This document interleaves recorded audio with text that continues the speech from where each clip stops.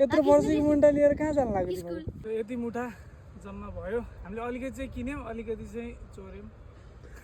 सिधा सिधा भन्नुपर्दा मुन्टा खेतीमा कस्तो लाग्दैछ आएर यहाँ?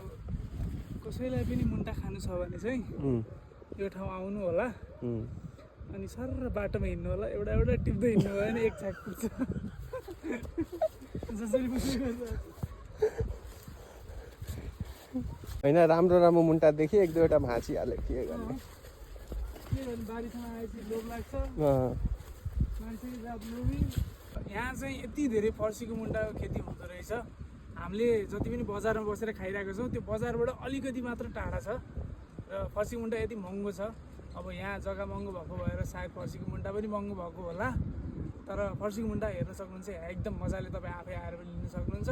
अब लोकेसन चाहिँ म तपाईँहरूलाई डिस्क्रिप्सनमा राखिदिन्छु। मेरो युट्युब च्यानलमा गएर हेर्न सक्नुहुन्छ। So thank you so much for watching explore with Subhash.